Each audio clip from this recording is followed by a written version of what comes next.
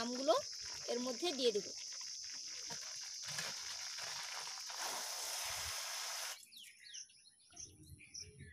কুড়িগুলো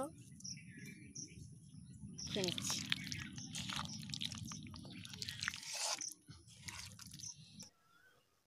নমস্কার বন্ধুরা, Sujata kitchen with village ফুডে আজকে আমি চলে এসেছি আমের আচার বানিয়ে দেখাবো। বন্ধুরা আমার সঙ্গে থাকুন এবং পুরো ভিডিওটা দেখুন।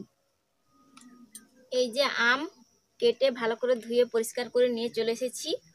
উনুনটা ধরিয়ে নেবো, কড়া বসিয়ে দিয়েছি, উনুনটা ধরিয়ে নিচ্ছি। ধরার আগে দেখিয়ে দিই আমের আচার করার জন্য যেসব মশলাগুলো নিয়েছি সেগুলো দেখিয়ে দিচ্ছি। গোটা জিরে, মৌরি, ধনে, কালো জিরে, এলাচ, লঙ্কা, এগুলো আমি এখন শুকনো কড়ায় ভেজে নেব। এখন আমি লঙ্কাগুলো ভেজে নিচ্ছি।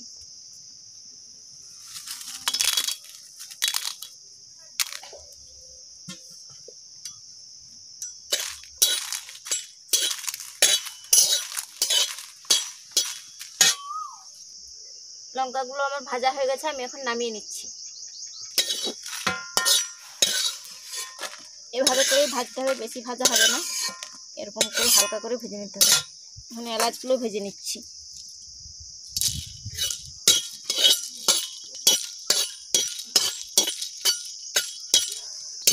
এলাচগুলো ভাজা হয়ে গেছে, নামিয়ে নিচ্ছি। এখন ভেজে নিচ্ছি এই কালো জিরে।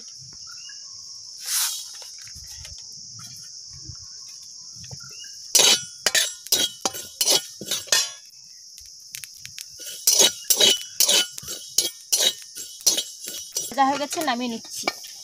এগুলো একটু হালকা করে ভাজতে হবে। ধনেগুলো ভেজে নিচ্ছি।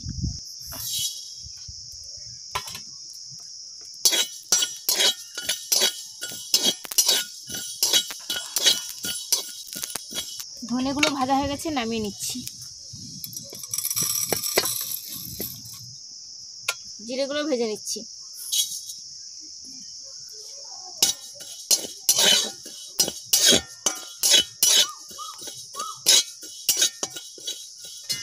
জিরেগুলো ভাজা হয়ে গেছে, নামিয়ে নিচ্ছি। মৌরিগুলোও ভেজে নিচ্ছি।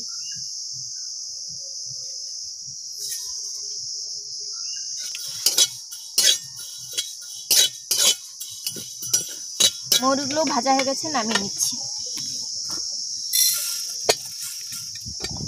এই যে সব মশলাগুলো আমি ভেজে নিয়েছি, এখন এগুলো গুঁড়ো করে নেব। আমি এখন কড়াইয়ের মধ্যে তেল দেব। সর্ষের তেল দিয়ে দিচ্ছি কড়াইয়ের মধ্যে।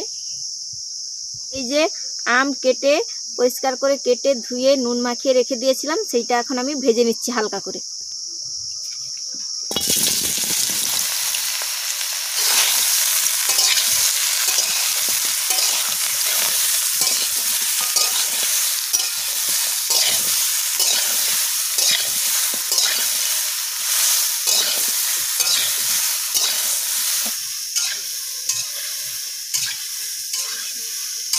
ভাজা আমার হয়ে গেছে, জাস্ট হালকা করে একটু ভাজলাম, কেন উপরের যে জলটা থাকে সেই জলটা মারার জন্যই আমি হালকা করে ভেজে নিচ্ছি। দেখুন এইভাবে করে ভাজতে হবে।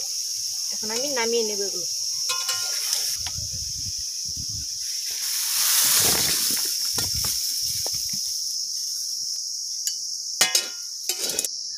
কড়াই ভালো করে ধুয়ে পরিষ্কার করে নিয়েছি। এখন এই যে একটা বাটি নিয়েছি, এই বাটি মেপে 2 বাটি জল দিয়ে দিচ্ছি।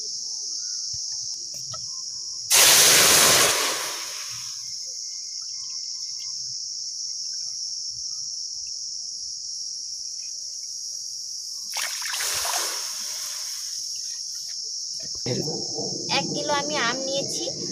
অবশ্যই আচার করতে হলে টক আমি আচার করবেন, তাহলে ভালো হবে।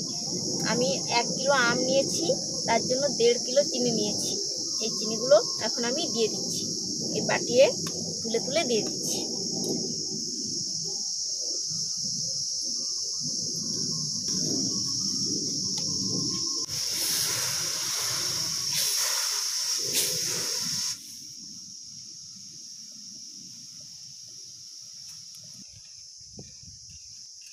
চিনিটা জলে দেওয়ার ফলে এভাবে গুলিয়ে গুলিয়ে চিনিটাকে ভালো করে গুলিয়ে নিতে হবে।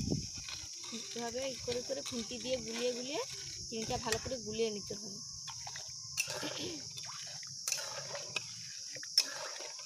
চিনিটা আমার ভালো করে গুলানো হয়ে গেছে। আমি এখন এই যে 1 চিমটি হলুদ গুঁড়ো দিব। আপনারা চাইলে হলুদ কালার দিতে পারেন, আমি দিচ্ছি হলুদ গুঁড়ো। দিয়ে দিচ্ছি হলুদ গুঁড়ো একটুখানি, 1 চিমটে দিলেই হবে।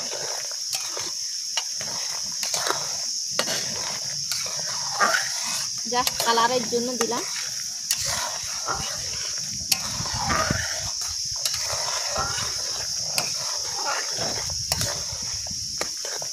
এভাবে ফুটে ফুটে এক তারার মতন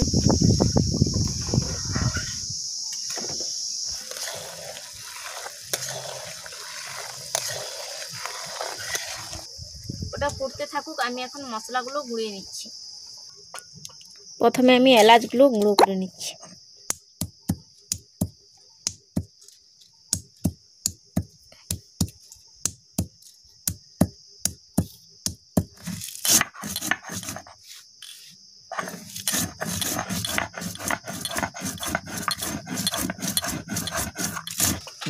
গুঁড়ো করে নিয়েছি, এখন তুলে নিচ্ছি।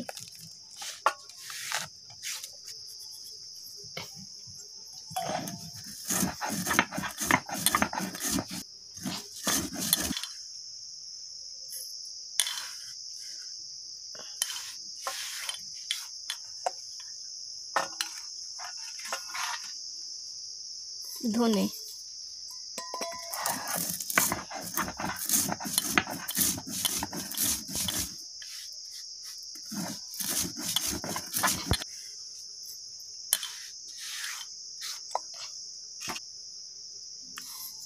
মৌরি,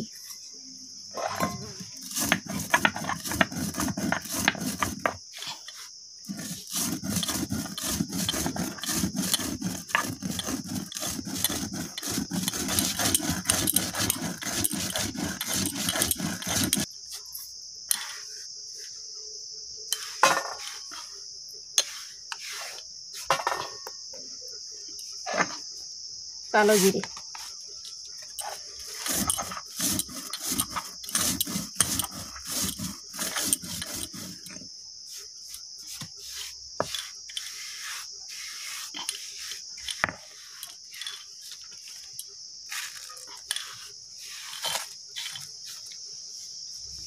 লঙ্কা,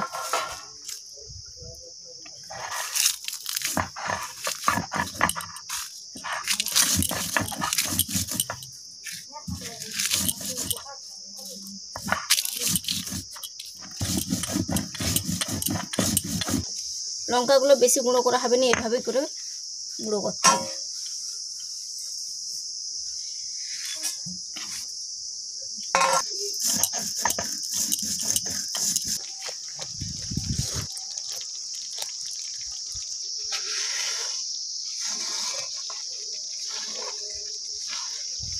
দেখুন বন্ধুরা, এই রকম ঠিক মোটা হয়ে গেলে এখন এই যে ভেজে রাখা আমগুলো এর মধ্যে দিয়ে দেব। এখন আমি আম দিয়ে দিচ্ছি।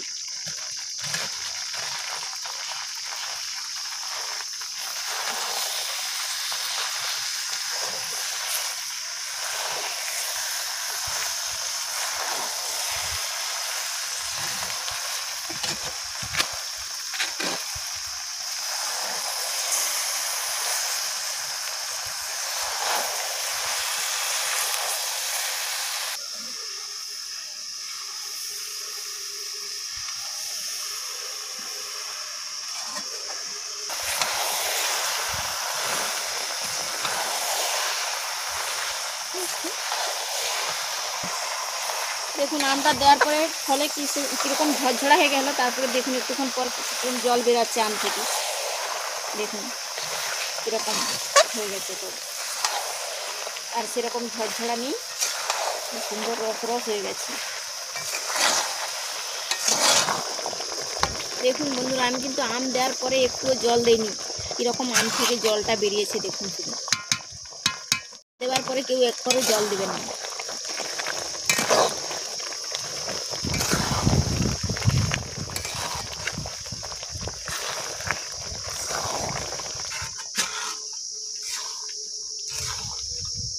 দেখুন এইটা ঠিক এইভাবে মোটা মোটা হয়ে গেলে তখন নামিয়ে নিতে হবে। দেখুন আচারটা দেখুন মোটা মোটা হয়ে আমগুলো সুন্দর হয়ে ফুলে গেছে। দেখুন আমগুলো কত সুন্দর টগরা টগরা হয়ে ফুলে গেছে, এরকম হয়ে গেছে। এবার আমি এটা নামিয়ে নিচ্ছি।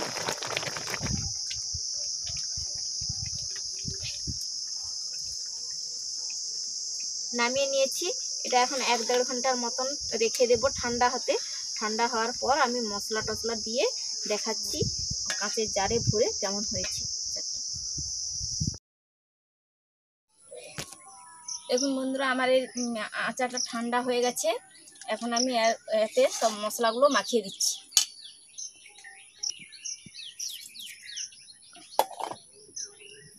ধনে গুঁড়ো,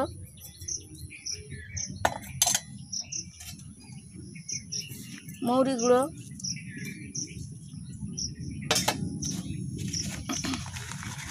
এলাচ গুঁড়ো,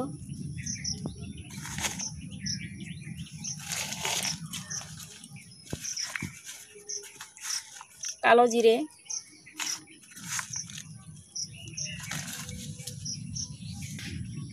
জিরে গুঁড়ো।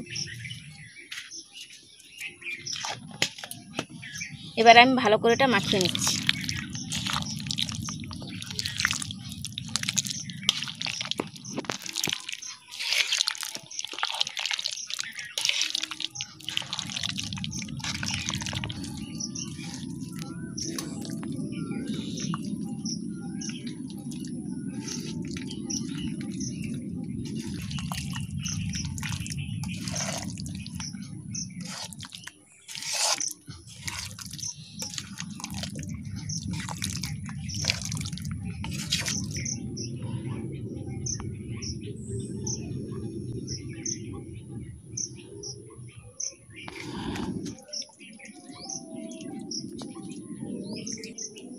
এই যে একটা কাঁচের বয়াম নিয়েছি, এই বয়ামের মধ্যে আমি আচারটা ভরে দিচ্ছি। যে কোনো আচার রাখলে কাঁচের জারে রাখলে ভালো।